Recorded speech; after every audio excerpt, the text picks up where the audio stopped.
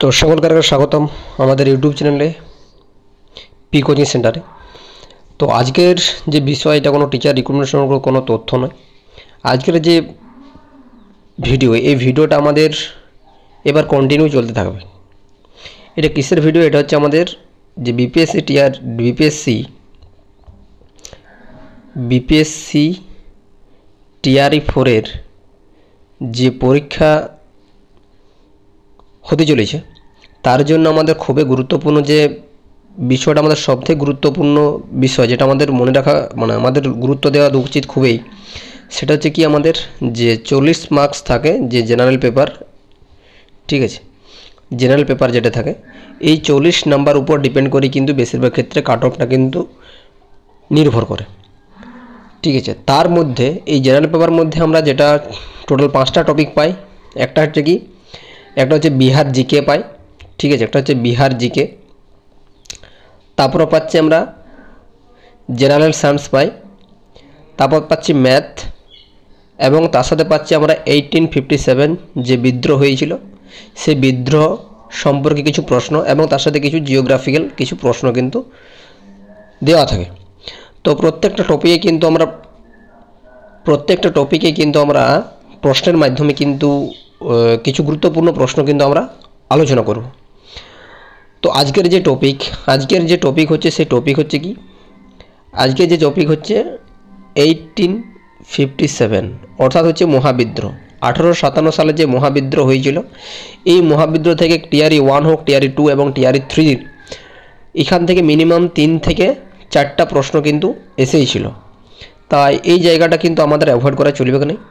তো এই জায়গাটা খুবই একটা গুরুত্বপূর্ণ, একটা ভাইটাল জায়গা। এখান থেকে আমাদের 3 থেকে 4টা প্রশ্ন কিন্তু কমন আসবে কি, এটা বলতে পারি।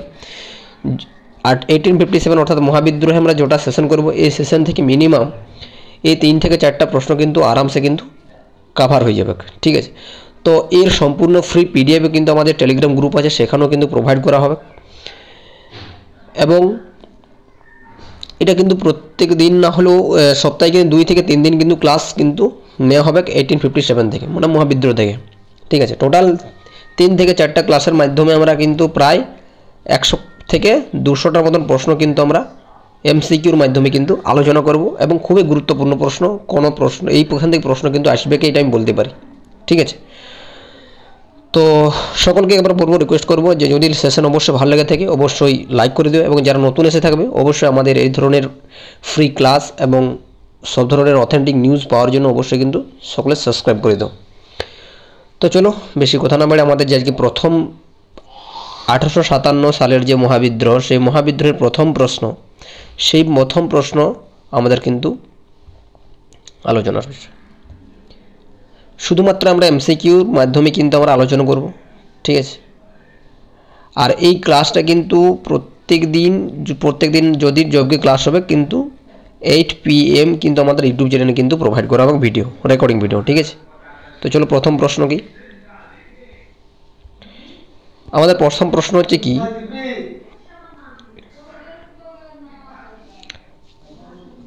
What year did the revolt of 1857?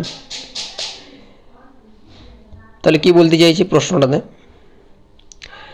যে বলা হয়েছে কি 1857 का विद्रोह किस वर्ष हुआ था। তাহলে 1857 সালে যে বিদ্রোহটা কোন বছর কিন্তু হয়েছিল, আমরা বুঝতে পারছি প্রশ্নের মাধ্যমে কিন্তু উত্তরটা আছে।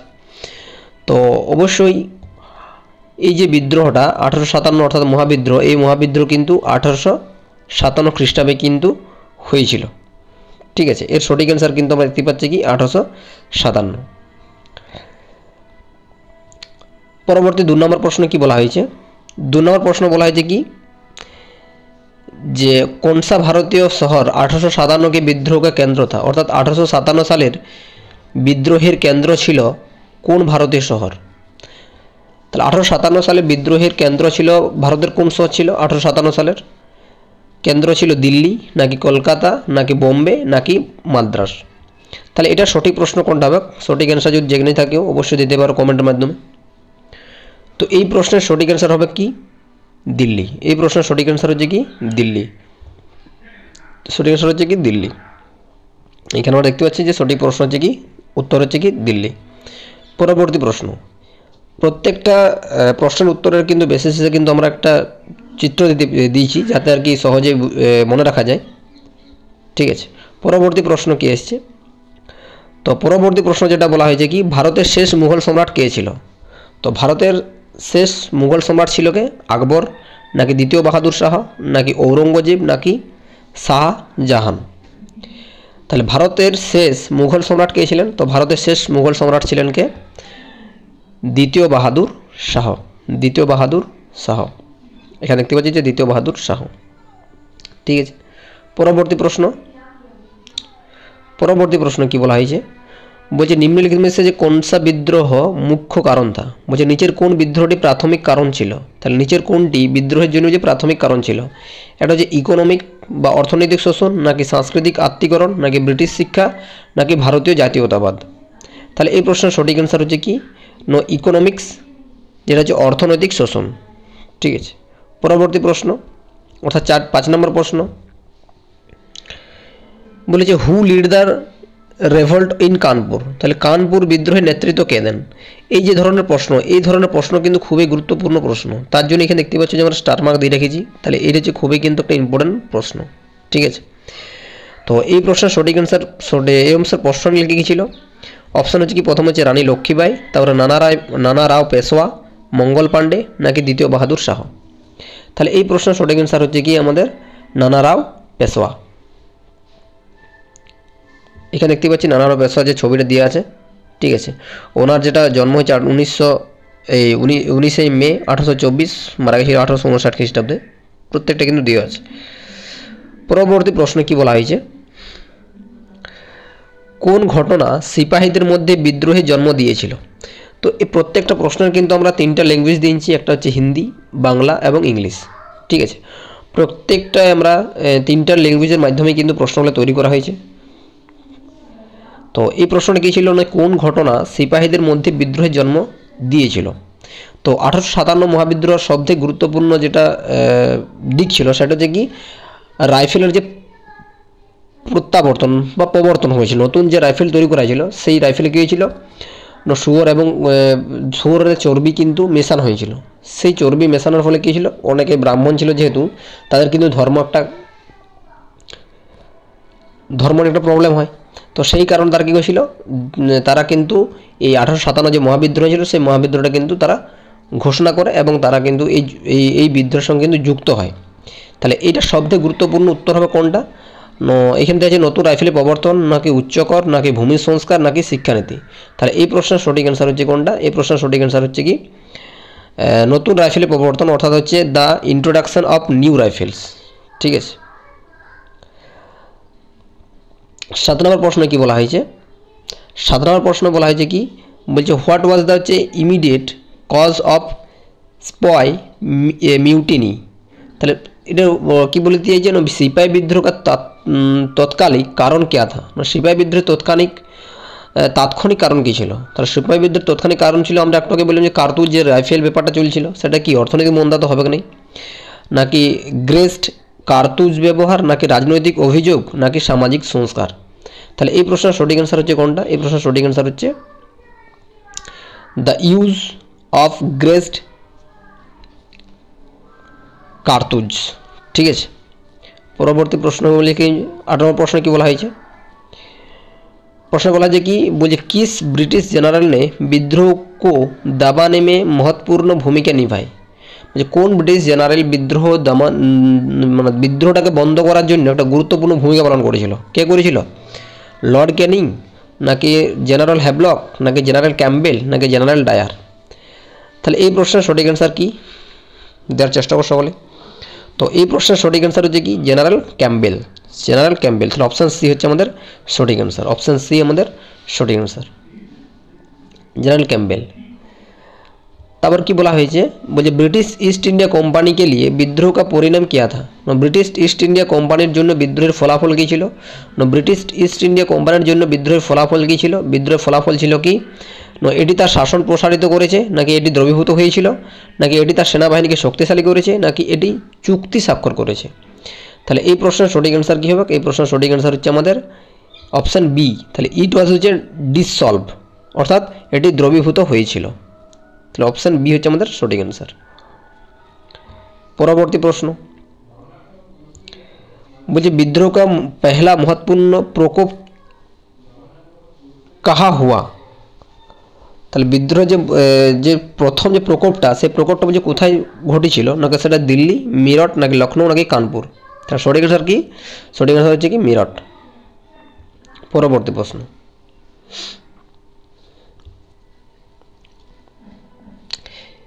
प्रश्न की बोला है जे विद्रोह के दौरान कौन सी महिला प्रतिरोध का प्रतीक बन गई।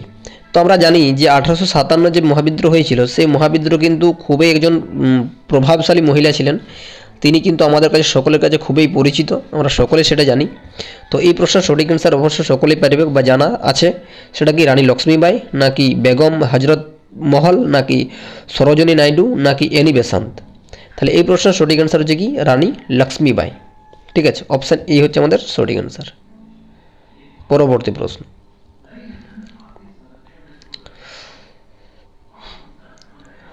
কি বলা হয়েছে যে 1858 में महारानी विक्टोरिया ने कौन सी घोषणा जारी की थी।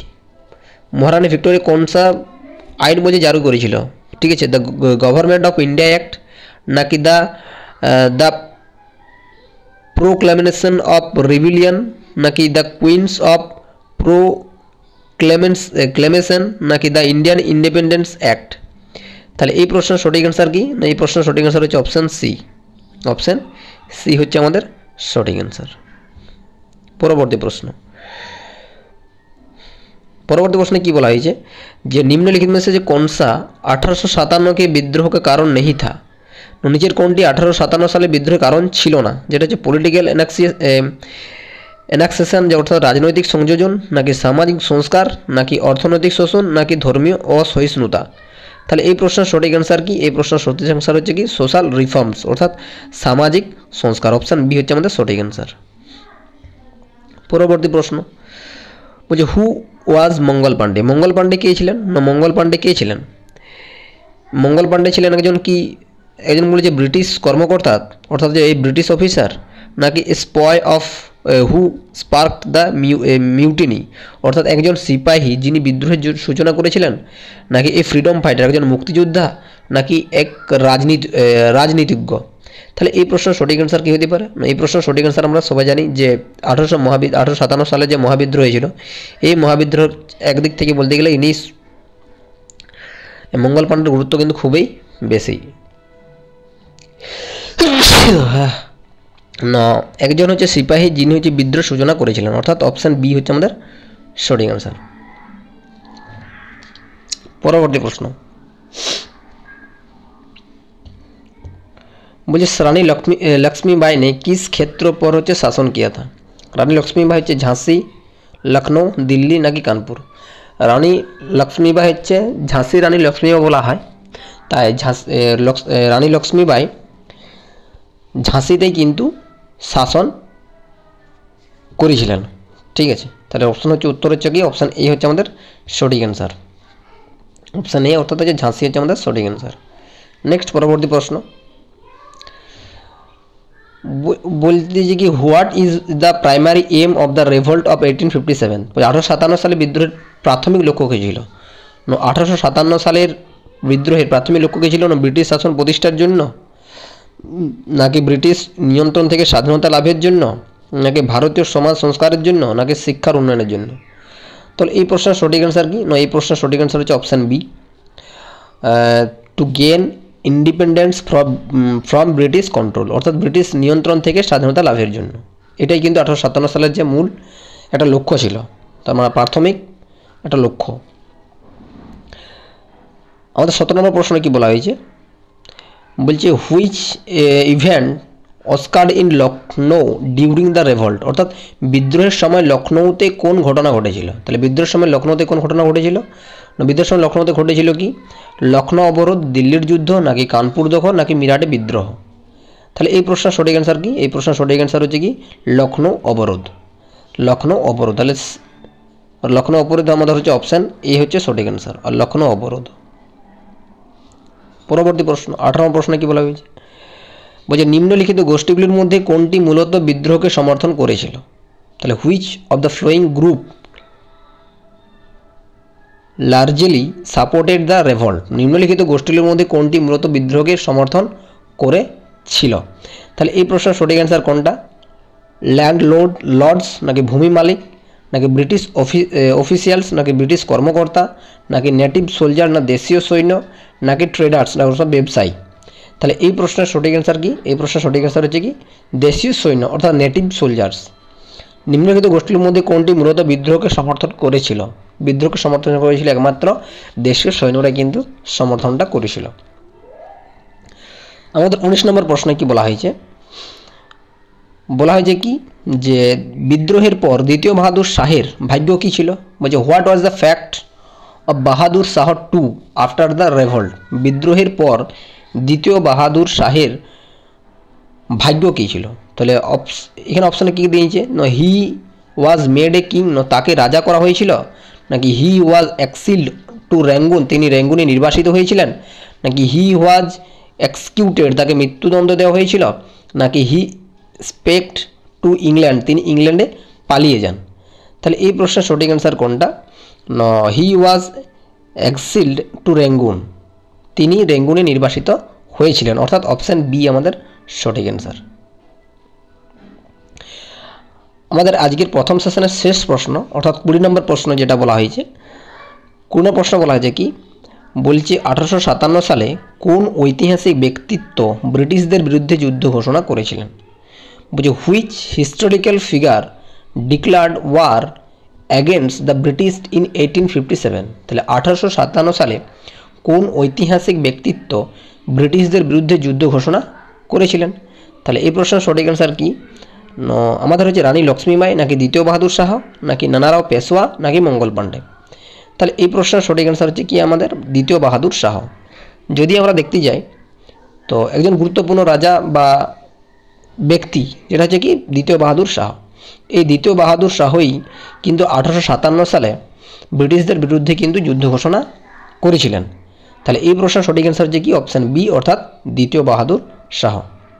ঠিক আছে, এরকম পরবর্তী ক্লাসে আমাদের কিন্তু আজ যেহেতু 20টা প্রশ্ন হলো, এরপর পরবর্তী ক্লাস কবে হবে সেটা কিন্তু আমাদের যে টেলিগ্রাম গ্রুপ আছে সেখানে কিন্তু জানিয়ে দেওয়া হবে, এবং আমাদের যে হোয়াটসঅ্যাপ আছে এই ইউটিউব চ্যানেল আছে ওখানে কমিউনিটিতে কিন্তু জানিয়ে দেওয়া হবে। ঠিক আছে, এর পরবর্তী যে ক্লাসটা হবে সেটা কিন্তু 30টা প্রশ্ন কিন্তু নেওয়া হবে। ঠিক আছে, তো অবশ্যই সকলকে এখন তো যারা যারা এখন পর্যন্ত সাবস্ক্রাইব করো না অবশ্যই সাবস্ক্রাইব করে নাও এবং লাইক করে দিও এবং শেয়ার করে দেবো সঙ্গে। ঠিক আছে, তো চলো এখনকার মতন এইটুকুই।